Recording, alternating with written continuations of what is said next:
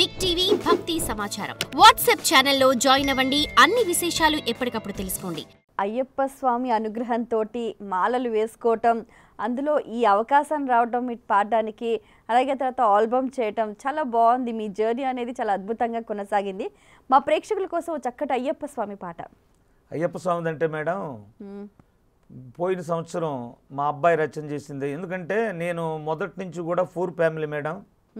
అప్పట్లో నా చిన్నతనంలో మా నాన్నగారు తీసుకొస్తే తినటం ఇవన్నీ చేయటం, అలాగే మాకు స్థిరచరాస్తులు లేవు.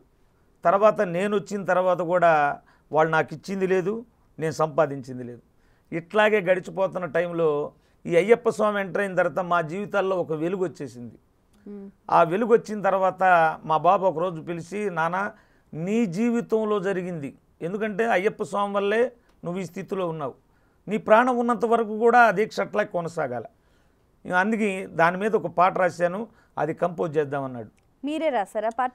మా బాబు రాశాడు, మణికంఠ. అంధకారమలముకున్న నా జీవితాన నీ నామమే వెలుగు నింపె నా ఇంటిలోన, స్వామి స్వామి అంటే నన్ను గాచినావు, స్వామి అని నీ పేరును నాకిచ్చినావు, శరణు శరణు స్వామి శరణన్న పలికే స్వామి, శబరి కొండనున్న మా మణికంఠ స్వామి, అయ్యా అయ్యప్ప నాకు ఎవరు లేరురా, నన్ను బ్రతికించే మార్గము నీ నామమేరా, దిక్కుముక్కు లేనోళ్లకు నీవే దిక్కురా, అండదండలేనోళ్లకు నీవే అండరా. ఈ పాట రాశాడు మా బాబు. బాగుంది. పాడుతుంటే కూడా చాలా హృదయంగా, నిజంగా పిలిస్తే అయ్యప్ప స్వామి వచ్చేస్తారా అన్నట్టుగా ఉంది. కొండల స్వామి గారు ఆల్ ఆఫ్ సడన్ చాలా ఫేమ్ అయిపోయారు. సో అనుకోని ఈ అదృష్టము, ఈ ప్రజాదరణ ఇదంతా చూస్తుంటే మీకు ఏమనిపిస్తుంది?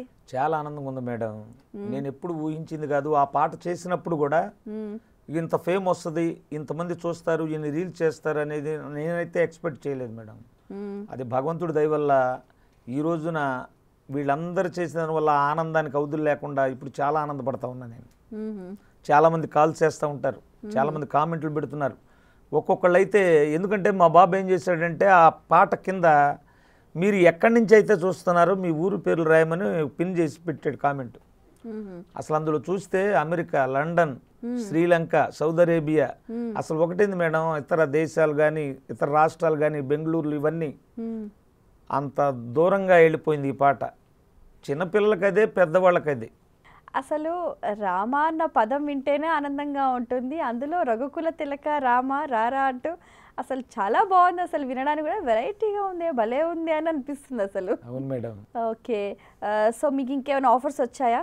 వచ్చాయి మేడం. మాకు ఏంటంటే చాలామంది ఈ సాంగ్స్ కావాలని అడిగారు.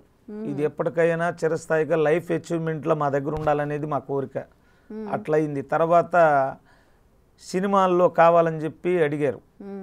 రాయలసీమ నుంచి ఒకళ్ళు అడిగారు. తర్వాత ఒక డైరెక్టర్ గారు హైదరాబాద్ నుంచే ఫోన్ చేశారు, వెట్రిమారన్ గారు వాళ్ళ అల్లుడితో సినిమా తీస్తున్నాడు, వాటిలో తెలుగులో మాత్రం శివుడి మీద పాడాలి, ఇదే ట్యూను అని చెప్పి అడిగారు. అగ్రిమెంట్ చేసుకుంటానన్నారు.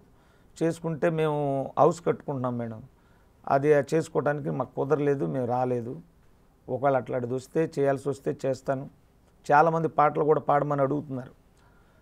అట్లాంటి ఆఫర్ వచ్చినప్పుడు తప్పనిసరిగా డివోషనల్ అయినా, ఫోక్ సాంగ్స్ అయినా, ఏ అయినా వచ్చిన అవకాశాన్ని మిస్ చేసుకోకుండా ప్రతిదీ పాడి ఏదైనా ప్రేక్షకులను ఆనందపరచడమే నా ఉద్దేశం madam. For more videos like this, subscribe Big TV channel.